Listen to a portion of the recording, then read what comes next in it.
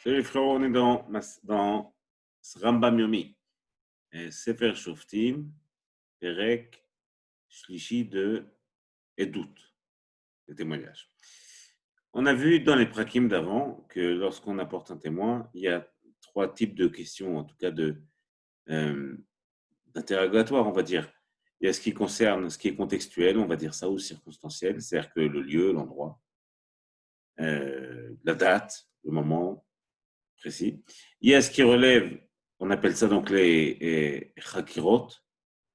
Il y a ce qui relève, on ne va pas dire du crime parce que ce n'est pas nécessairement un crime, mais en tout cas de la méthode. Par exemple, si c'est un crime, est-ce que ça a été utilisé, quelle arme a été utilisée, etc. Ça, on appelle ça les drichot. Et il y a des bdikot, c'est toutes sortes de questions qu'on pose autour. Alors, pourquoi on rappelle ça? Parce qu'on va voir que tout ce qui concerne les crimes, en tout cas, on va dire le pénal, en tout cas,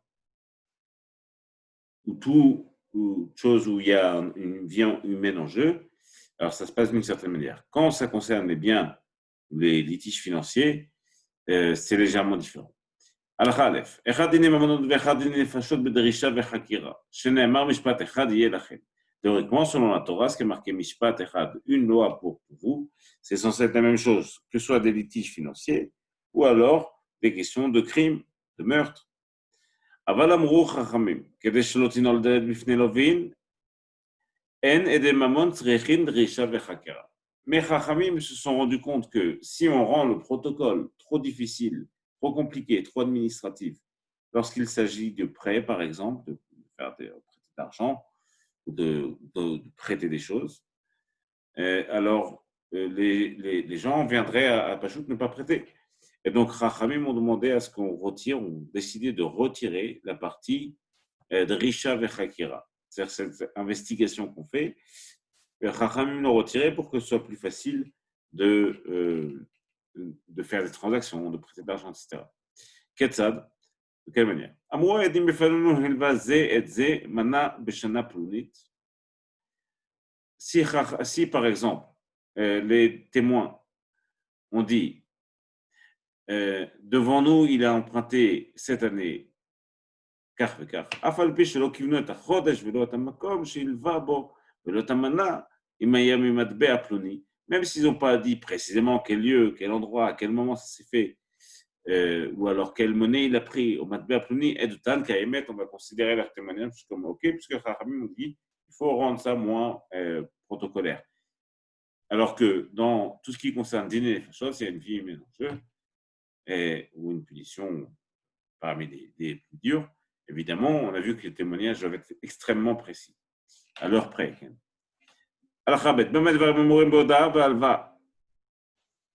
והלוואות, מתנות ומכירות וכיוצא בהן. Tout ce qu'on vient de dire, c'est seulement ce qui concerne Oda, c'est donc l'agrégation, enfin en tout cas le fait de certifier quelque chose. Ve'alvaot, les prêts, matanot, les dons, mechirot, les ventes de kiryot ben.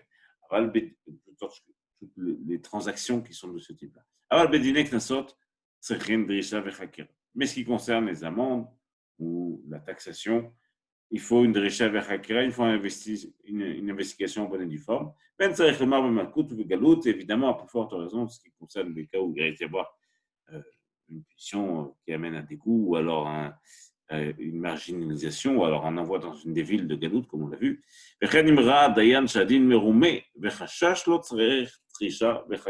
Encore un autre cas, on va dire que c'est vrai, comme le Dayan, le juge, doit être en accord avec ce qu'il pense, ce qu'il comprend de la situation. S'il trouve qu'il y a quelque chose de louche, il aura le droit de demander des richot et chakirot, une investigation plus précise et approfondie.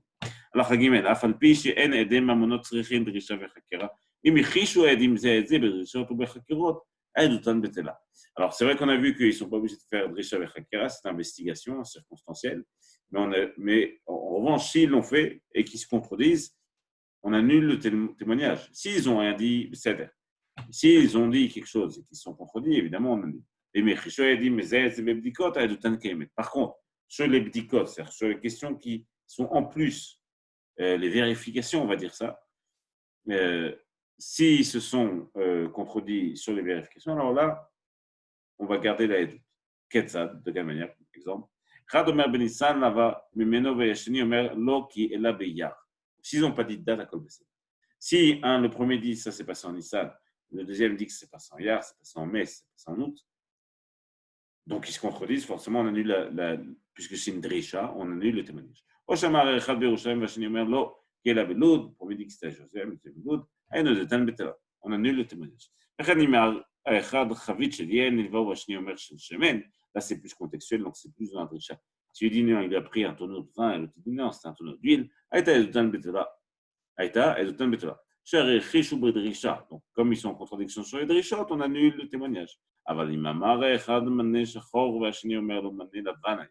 Si un dit il est habillé en noir, l'autre dit il est habillé en blanc, c'est sur les bdikot, c'est les vérifications qui sont en plus de ce qui est circonstanciel et contextuel. À ce moment-là, effectivement, les témoignages ne s'annulent pas. C'est Omer Bediota Eliona, certains disent que c'était dans l'appartement du haut, d'autres disent que c'était en bas. Et d'autant Kaim. Même si le premier dit il a pris 100, le deuxième il dit il a pris 200. Alors il est obligé de payer au moins 100 parce que dans les 200 il y a au moins 100. Et donc sur les 100 il n'y a pas de contradiction. Si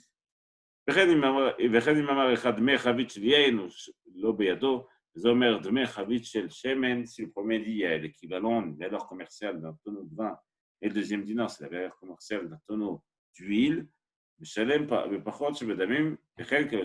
paiera l'équivalent d'un tonneau d'huile parce que la valeur d'un tonneau d'huile elle est incluse dans la valeur d'un tonneau de vin. הלכה ד' דין תורה שאין מקבלים עדות לא בדיני ממונות ולא בדיני נפשות, אלא מפי העדים. Alors, שנאמר על פי שניים עדים יקום דבר.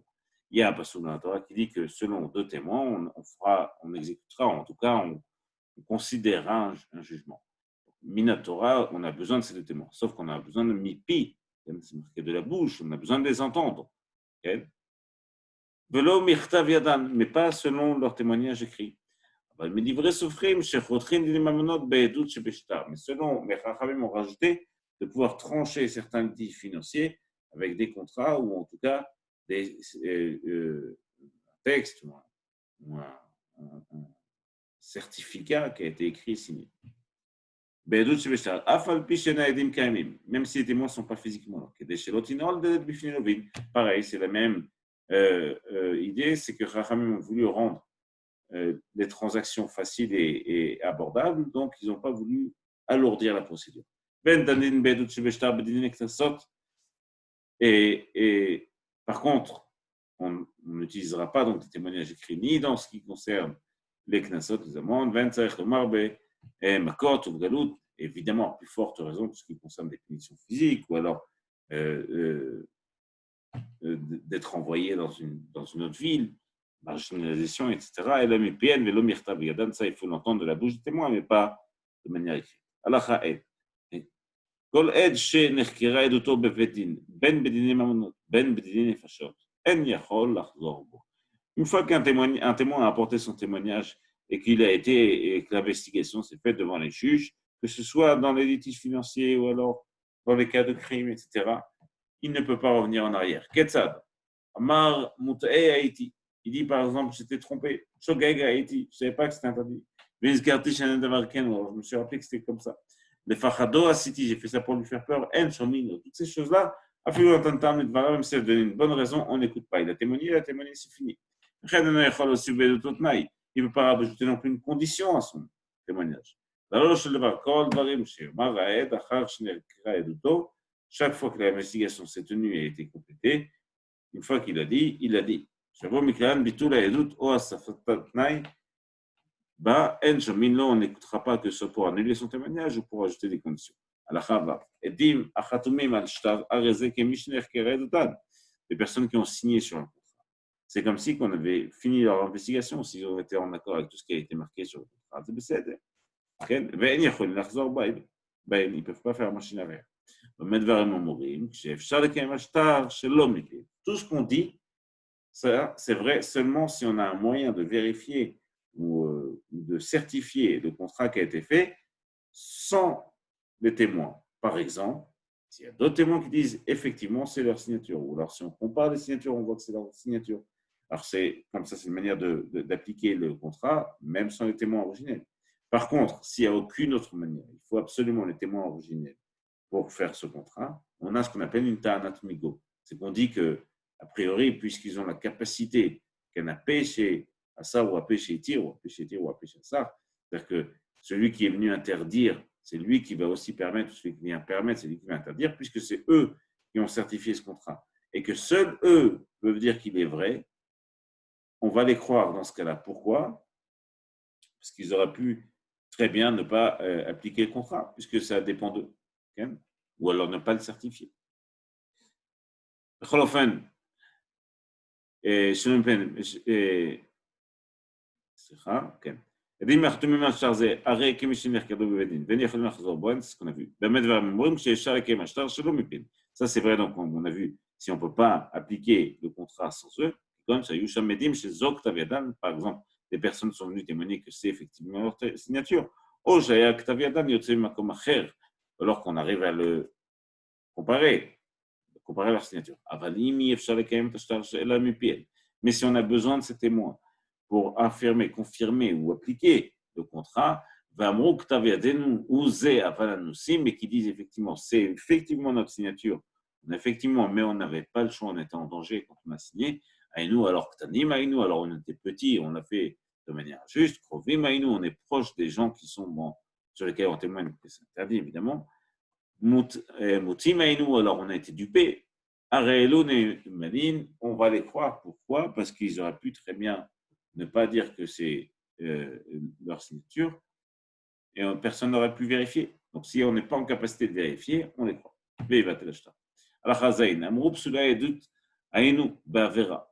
Certains disent non, on n'était pas apte, on était invalide ou incapable de témoigner. Dans la Torah, quand quelqu'un est chayav malkout, il ne peut plus témoigner.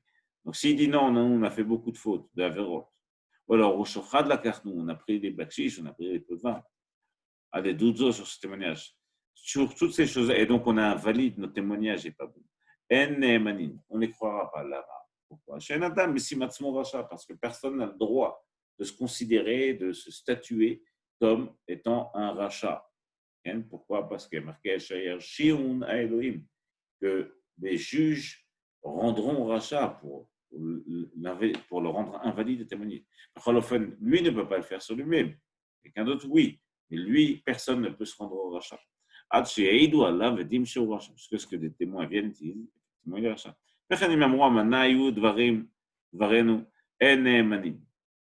Et pareil, s'ils ont écrit ce qu'on appelle un shtar amana, c'est une sorte de, pas de faux contrat, mais un contrat qui est anticipé. C'est-à-dire que, par exemple, quelqu'un veut obtenir une somme d'argent, il va dire, je t'ai emprunté $10,000, même s'il n'a pas encore reçu cet argent, ce shtar Chachamim m'ont interdit de faire un shtar comme ça parce qu'on ne peut pas faire exister un contrat, shtar c'est un contrat, qui n'est pas valide, qui n'est pas existant. Donc s'il dit c'est un shtar amana, donc un contrat comme on peut le dire, celui qui témoigne donc, sur un contrat de ce type-là, c'est comme si il apporte un faux témoignage, parce que les Chachamim m'ont interdit de le faire.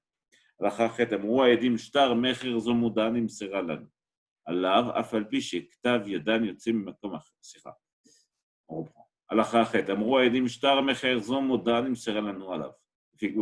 Donc, sur ce contrat, les témoins viennent et cette fois-ci, ils ne contredisent pas ce qu'ils ont dit. Ils disent juste que sur ce contrat, on a été prévenu à l'avance qu'il est fait contre la volonté de celui qui vend. Par exemple, il y a quelqu'un de violent, une mafia qui essaie d'acheter quelque chose, un magasin, et le type va voir le témoin et fait, vous savez, je vais le vendre parce que je n'ai pas le choix, mais je ne veux pas le vendre en fait.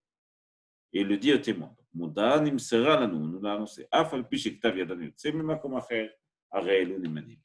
Rambam, contrairement à d'autres Rishonim, ici dit que même si on peut vérifier leur signature et valider le contrat sans eux, dans ce cas-là, puisqu'il y a une moda, pour le Rambam, ce n'est pas une contradiction fondamentale, on va mettre en application, on va appliquer le contrat. Amro al-Tnaï, ayashtarze. Donc, ils sont venus, ils ont dit non, en fait, sur ce contrat, il y avait d'autres conditions. Si on peut vérifier sans eux ce contrat, on ne va donc pas les croire, parce qu'on a une manière de valider les contrats tel quel. Et si seulement on a besoin, et seuls eux peuvent faire appliquer le contrat, on les croira.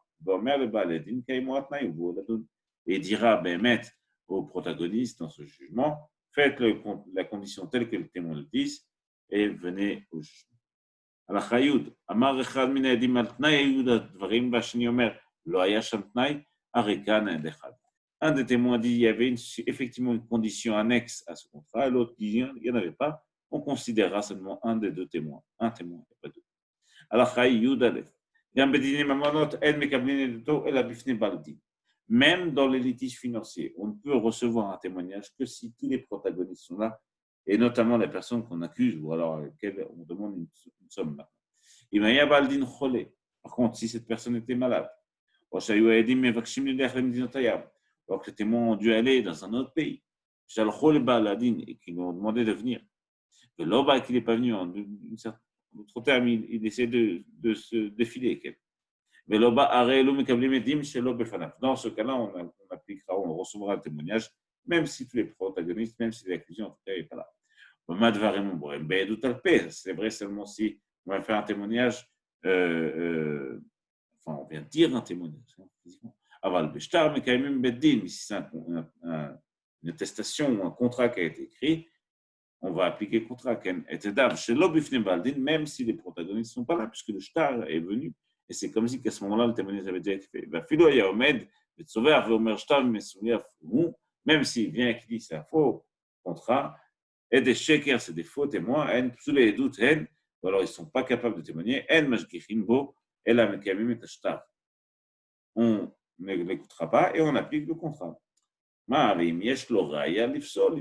contre, s'il y a une possibilité, une manière, une preuve concrète d'annuler le contrat, alors il l'annule.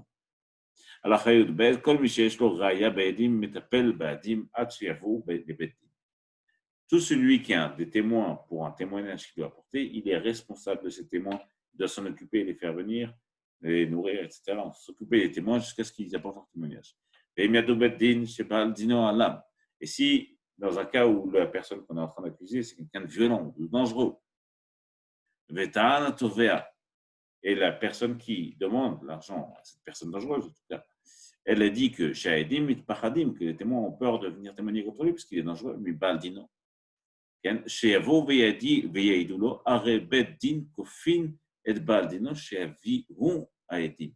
ce cas-là, puisque la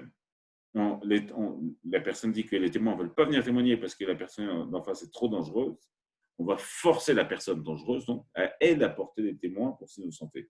Donc c'est de l'autre côté. Et de cette manière, on gère à chaque fois qu'il y a quelqu'un de violent ou dangereux.